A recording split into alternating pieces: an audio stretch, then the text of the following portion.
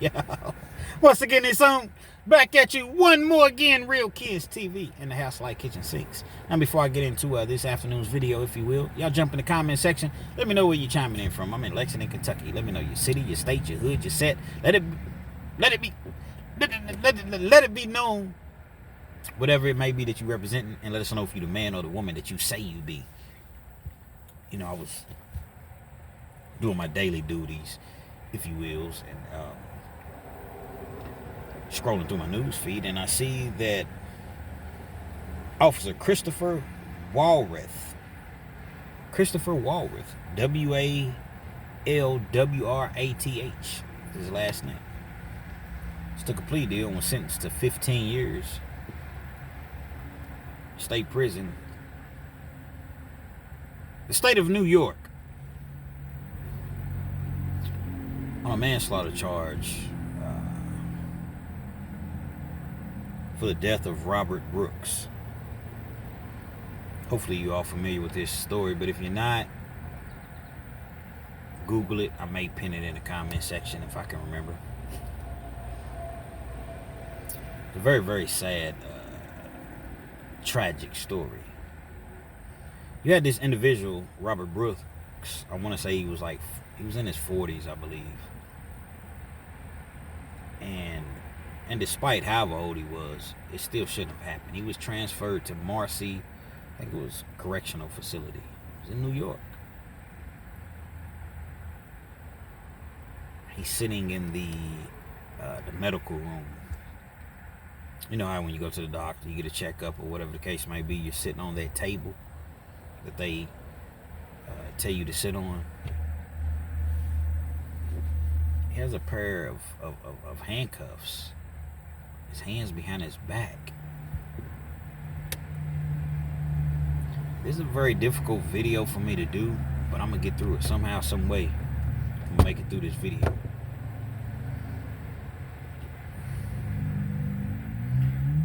He's sitting on this table, and you have like 10 correctional officers. You got 4 other people, staff, like nurses and things of that nature. It's being filmed. This is on video, man. Black man. All white officers. All white staff, to my recollection. And they just started to beat this man. Not sure if he said something. Not sure if there was a previous encounter prior to him being in that room or prior to the cameras being turned on. They proceeded to beat this man. Now when I say they, not everybody in the room did it, but it was several correctional officers beating the brakes off of him. As though they had like a rag doll, or they had some sort of just puppet, and they was just slamming him around, kicking him, stomping him, hitting him, just beating him. All the while his hands cuffed behind his back.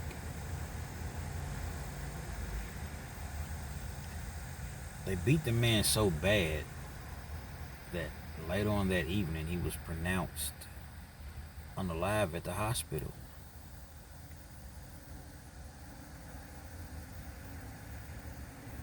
No wonder that they were being video, recorded. Knowing that it was all these witnesses around, but they all wore blue, so they even the nursing staff, they all won.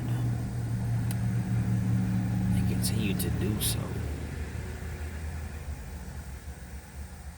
There was no value in human life. There was no just when y'all see the video, you'll see exactly what I'm speaking of. Beating to death, man. The other individuals that were standing around, you had people that was looking out, making sure nobody came in. No one attempted to stop it. It was cold-blooded murder, man. This was murder. And so you got this Christopher Walworth correctional officer that takes the plea deal and gets 15 years for manslaughter. I don't know what New York's parole laws are. Y'all jump in the comment section if you're familiar and let me know. I know that I'm gonna slide over in this shade, y'all, because it's scorching. I know that, to my recollection, that New York does have parole, but I don't know how many years or how much of your time that you are required to do before being eligible for parole. I'm not familiar with New York. But I think it's an absolute disrespect, an absolute punch in the gut, kick to the face, travesty that you have this individual that only gets 15 years. I don't advocate violence on any spectrum. But it's crazy how when something is done to a police officer, an authoritative figure, there's a manhunt on this individual. This individual that did something to a police officer or an authoritative figure, they're trying to give him the death penalty or lock him up and throw away the key. Murder. You'll never get out again if you even make it to jail. But you got this individual, and he gets 15 years. As I mentioned, I'm pretty sure that New York has parole, so he's not going to do anywhere near 15 years, in my humble opinion. All of those people sit around and watch this man getting murdered. I couldn't even watch the video. Like, when I watched the video, I couldn't even watch it again. I barely made it through the first time. Why? Because that's me. That's you. You're a black man. Come on, kids, don't talk about the race, man. I'm talking about motherfucking race, because that's what it was. If you don't like it, it might not be for you. This particular instance, this is what it was. 14 white people that condoned this black man getting murdered. Not saying anything about white people. I love white people. Y'all pay on time. You're very, very helpful. Sure, come on, you buy drinks and, don't even know you. And we're at the bar. Give him whatever he wants. I love white people. I love everybody. But the fact of the matter is, there's bad people. There's bad black people, there's bad white people, there's bad Chinese people, there's bad Mexican people, there's bad people everywhere and on every spectrum. And I've had people say, Kens, you say that you don't like the police, but some people agree. Some people say, well, maybe you have some growing to do. No, I don't have any growing to do. You know why I don't like the police?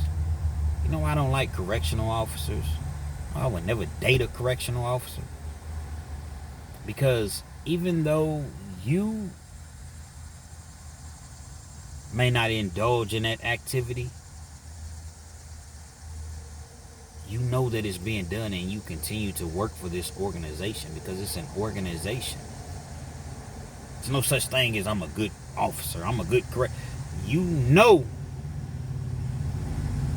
what is being done. Now, police officers, I give a little bit more leeway because you need order.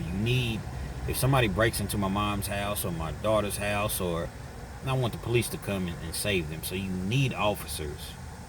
But these correctional officers that they're hiring, there's no mental evaluations. And a lot of them are just outright racist, man. White power. White power. I don't know if y'all ever watched Dave Chappelle, but when Dave Chappelle had his show going, He had a series, well, not a series, but he had it was a skit. It was an individual, Clint Bigsby. He was a white dude. He was a Klansman, but he was blind, so he thought they had told him his whole life that he was white. And he was one of those individuals to where he had been in the county for so long, and they recognized him as being white, but he was clearly black. It was Dave Chappelle.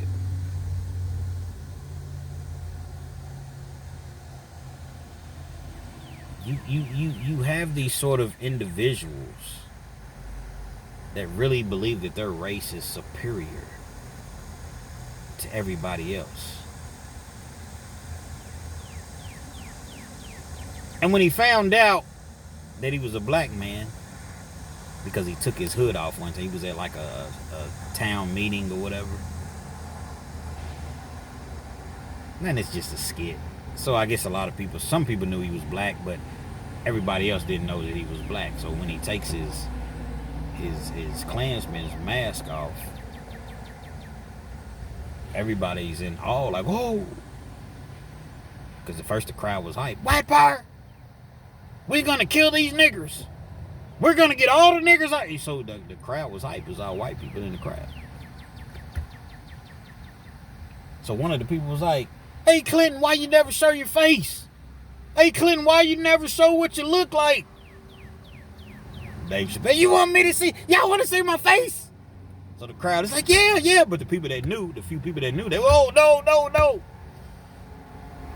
Back out, I'm going to show you my face.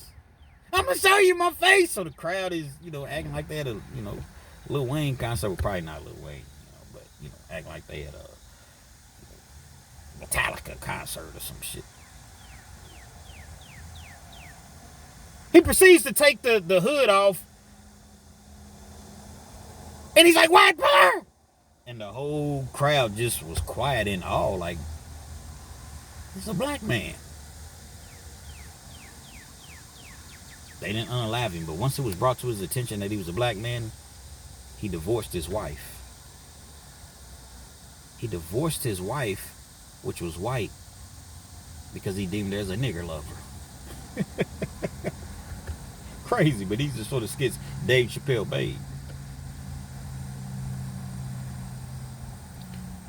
You really have people out there that they hire like that in these correctional facilities. See, jails keep a lot of these smaller towns going because the inmates do very cheap labor. Might as well say free. It's not quite free, but it's essentially free labor, and it keeps the town going, and they don't have to, they make money off the backs of these inmates, and it creates jobs in these facilities based upon these, 1,000 inmates or 500-600 inmates that's at this facility. They're out in the community, the ones that have low-level crimes, weed eating, picking up dead roadside, cutting grass, working at the dog pound, working at the recycling center, picking up cans, working at Goodwill. But they're only making $12, $15, $20 a month, $25 a month, opposed to them having to hire somebody at $20 an hour, $18 an hour, $25 an hour, $30 an hour. It's the inmates. You got a whole lot of bootlicking inmates, bootlicking trustees that want to get out there and do these jobs. Not I. Nah, when I was in, that's probably why I ended up doing way more time than perhaps I should have done, because I wasn't feeling it and I wasn't hearing it. Nah, it ain't happening. It's not happening. I'm not going out in your community working. Fuck you, fuck your community. Well, you're going to sit in this cell all day? Well, so be it. I ain't going out working, and I didn't do it. I just didn't. It's a fact. So you bring in these individuals that ain't never like black people a day in their life, and you hire them in these facilities, and they know that they're being watched, but just that anger and that racism that's within, it doesn't even matter. They're going to do what they're going to do to people that they don't like and deal with the consequences later. It's like their brains snap, their minds just... If I was in that room, I don't care if I was a white dude, I don't care if I was a white dude that didn't like blacks, or if I was a black dude and they was doing this to a white man. I'm not gonna walk out of the room. I'm gonna try to stop this shit. I know that we're on camera. Forget the cameras. I know that it's the right thing to do. Oh, what y'all doing, man? I'm at least attempt to stop it. You had lookout people that was making sure that nobody came. Watch the video. If you have any sort of heart, any sort of compassion, any sort of, just being a human being, probably gonna shed a tear. You're gonna want to shed a tear. You see this video, man, they murked this dude. You get 15 years. Now this dude's gonna go to prison. He's gonna have a rough time. He's probably gonna have to go to PC. The white groups ain't really gonna want him because he's a former correctional officer. The other groups, they gonna have problems, you know what I'm saying, with him. Whether it's the blacks or probably mainly the blacks. Like, a serious issue with this Christopher Walwood, but he tough though, right? You can beat a man when his hands are cuffed behind his back. You tough. You're a tough individual, so you'll be okay in prison. Plus, you going to New York. You ain't going to no daycare, kitty camp. You're going with them lions, tigers, goons, gorillas, and bears, but then again, you're not, because they're probably going to put him in PC.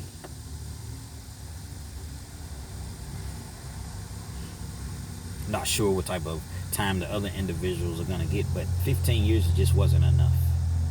Just get life. Same way when one of theirs is taken. When one of theirs is taken, it's death penalty or life, but yet when they do something to us, helpless. That man was helpless, man. It's like that bitch ass nigga George Zimmerman. Not George Zimmerman. He's a bitch ass nigga too. But Derek Chauvin, whatever his punk ass name, he gets 22 years, man. Clearly had his knee on George Floyd's neck. But guess what people say? Guess what the idiots say? Oh man, he didn't die. He died because he had heroin in his system. He died. Nah, he died because dude had his fucking knee in his neck. He gets 22 years. They get second chances. He got stabbed up in prison. He made it. He survived. Allegedly, supposedly, Trump's thinking about giving him a pardon.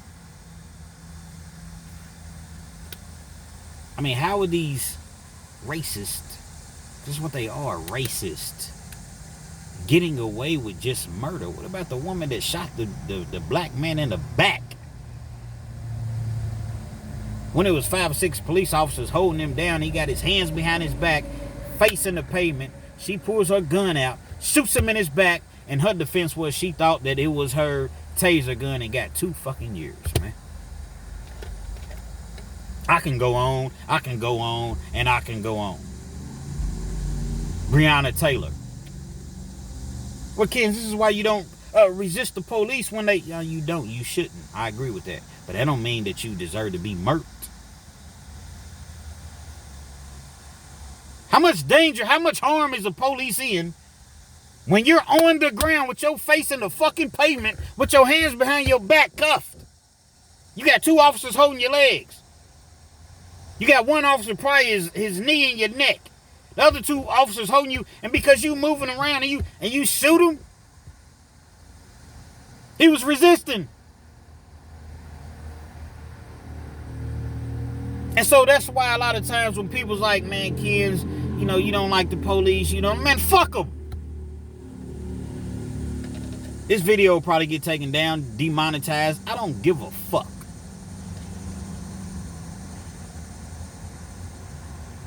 I don't care if they was black doing it to a white man, if they was black doing it to them 5 punk ass officers that was in Memphis. See, it ain't about black and white with me. Them 5 punk ass officers that was in Memphis, all black officers that beat that man to death when they pulled him over, and one of the officers allegedly was mad at the individual that they pulled over because he was kicking it with his baby's mama. He still wanted her, but she didn't want him. She had moved on. And y'all did the same thing to this man. Y'all murked him. In cold blood. Murked him. You see, you got these police officers that wear this blue and they really, really think that they're above the law. Guess what? Guess why they think this way? Because oftentimes they have been above the law. You know how many beatings that people have suffered? The hands of the police. Back in the day where it really wasn't cameras. They weren't wearing body cams. Or even when they did have the body cams, oh, my body cam wasn't working. How many people have been just murdered in cold blood because you got hateful sons of bitches, whether they white, they black, because they're hateful and they think that they're above the law. Fuck them.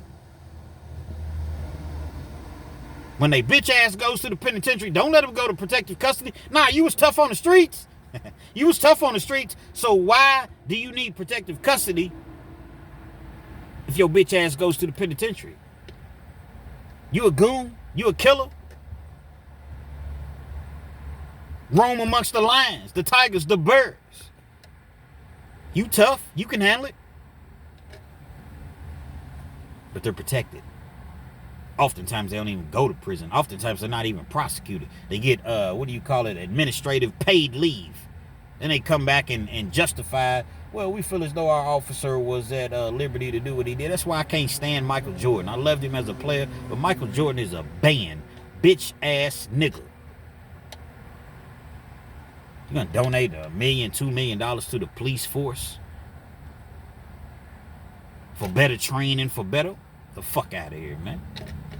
How the Italians talk? Get the fuck out of here, man. He's a moolie. He's a moolie. Can't stand him. Can't stand him. Any of you all that are correctional officers, police officers, whatever, that are watching this video, I understand that some of you are good people. A lot of you are good people and you're just there to get a paycheck. I get it. But how can you be a part of a corrupt organization? Well, the whole organization is not corrupt. Let me ask you something, man. If you was a part of an organization and let's just say you knew that they were doing things to women or little kids, but you weren't doing them. You weren't necessarily stopping it or stepping in, but you just turned a blind eye. You just made sure you weren't around when it was going down. Does that make you any better just because you wasn't doing it? You're still a part of this organization. There's a lot of other jobs out here. You don't have to be no police officer. You don't have to be a correctional officer. Again, I'm not saying that all of you all are bad. But if you're a part of something that's corrupt and something that's not good, then that can't make you good. Judge Mathis.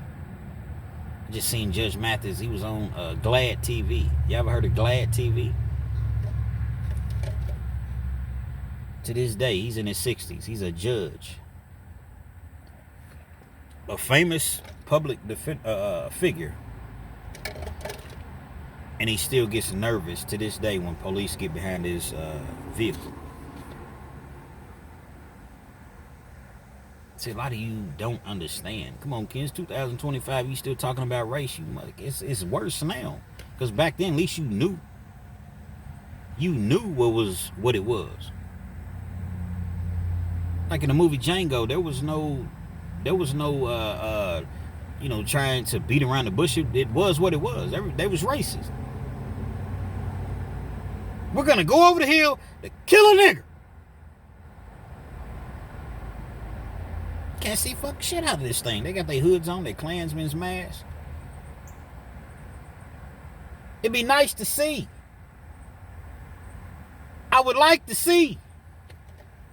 But shit fire. I can't see, you can't see. All the fucking matters the horse can see. That's rape. At least it wasn't disguised. Now it's disguised, but it's even worse, man. And me and my partner one night, we was at the club. This was years ago. This was in the 90s. We was at the club one night. I had this Cadillac. I had 315s in there bumping. 315s, like it all came in one case. The JL Audios, dual voice, go boom. He was probably jumping some No Limit. It was in the 90s.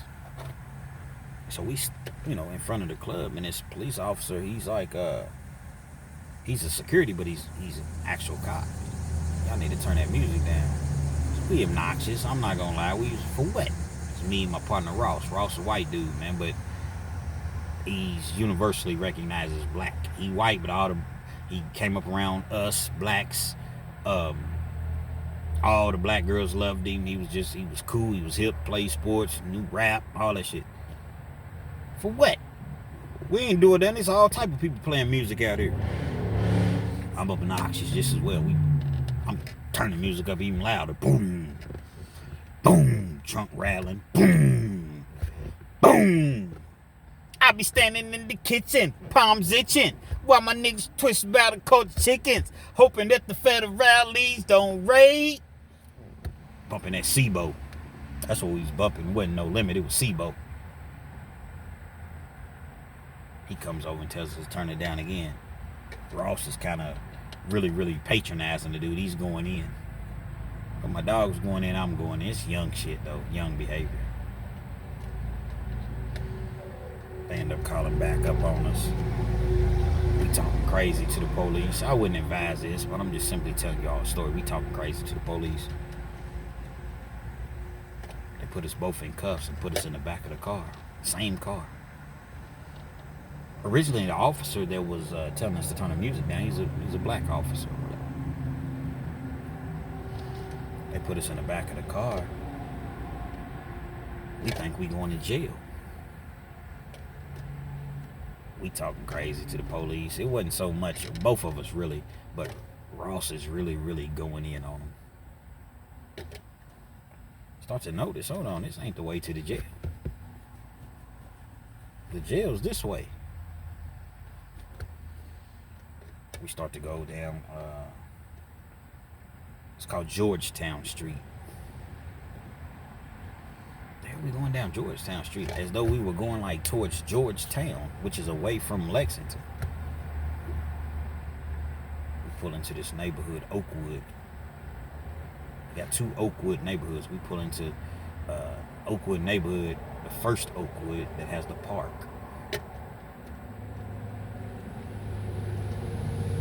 Go to the back of the neighborhood, yanks us out of the car. We in cuffs, man. Come on, man. What you doing, man? This ain't jail. This ain't, we trying to figure out what's going on.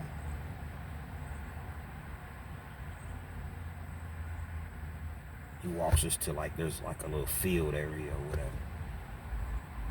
Ain't like we can run. We cuffed up. We ain't gonna get very far if we try to run. Officer ends up hitting Ross with the little baton thing they was carrying back. I don't even know if they still carry him. Back then they had it, hits him in the stomach like you see on TV. Oh! Now on TV. Turns around, hits me. Boom. In my mind, we're not making it out of this park. Wasn't no body cams, wasn't no phones, wasn't none of that. I think it's back when they had the little Nokia phones, the little gray Nokia phones, free nights and weekends. Better not call a person before 7 o'clock. Certain plans 9 o'clock, unless it's on the weekend. And no cameras and all that on the phones. He gets us out to the field. And I believe God, matter of fact, I know God showed up. As he has us out in this field, a car pulls up. Who can it be? A fresh El Camino rolling Kilo G. If you know, you know. Shout out to the West Side, California, Compton, all of California, the Bay Area. So this car pulls up and the lights are bright. And two officers get out of the car. It's a police car. This officer never called backup or anything. Not to our recollection. So when the two officers walked up to us, with the shining the light, I guess the other officer, he's talking to him or whatever, telling him what's going on, and he shines the light, and one of the officers recognizes Ross. I was like, Ross, is that you? I guess they're looking at him. This officer knew Ross's father. They came up together. And on the strength that he knew Ross's father, we were able to walk out of there unscathed, other than being hit a couple times. That's why I say I know God showed up. But just think if those officers didn't show up.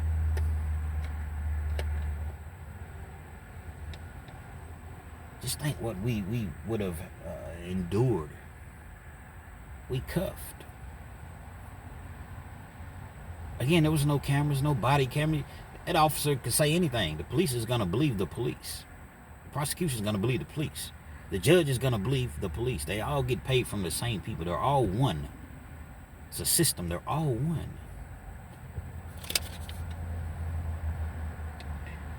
After that, I never talked crazy to the police ever again in life. Never. That motherfucking Billy Club shit hurt, man. I never talk crazy to the police.